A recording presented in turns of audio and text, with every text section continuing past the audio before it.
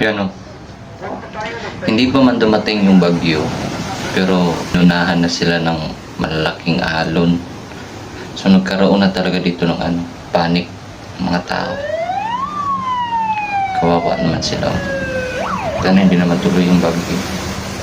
Kasi sa ano pa lang, sa hampas ng alon, halos na, pumasok na sa mga, alam ko, papasok to sa mga kabahayan. Grabe, lakas ng hampas. Kawawa naman to sila, oy.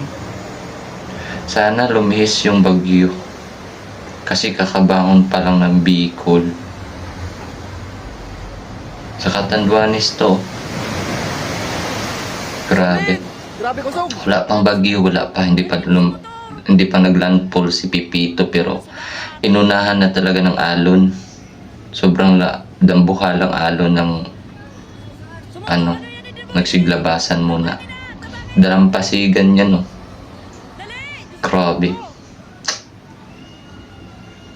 Sino naman nakakatakot? Grabe. Sana hindi lumakas ang bagyo. Sana lumihis lang siya kasi grabe, mga kababayan natin kawawa dito eh. Sobrang kawawa to. Hindi lang tayo mapiktan, pati lahat. Tapos, sana hindi na tumuloy. Lumihis lang siya pa. Dagat lang siya. Kasi kahit na hindi pa siya naglandfall, no? Grabe ng mga panic na mga tao. Sobrang panic na. Ayan.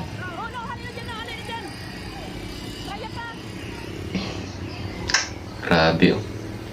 Pumasok na to sa mga kabahayan, oh.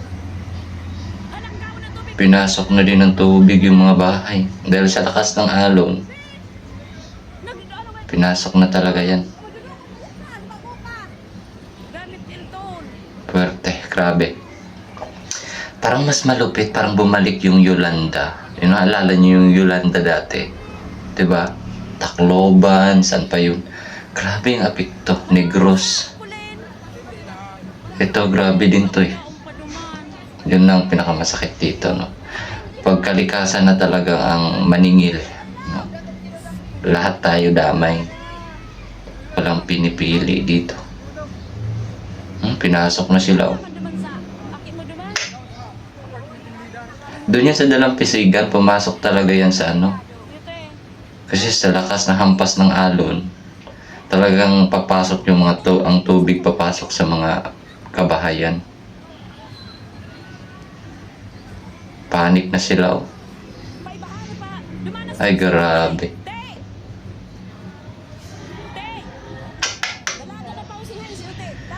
Masok na ang tubig sa mga bahay-bahay. Pray lang tayo, pre. Grabe.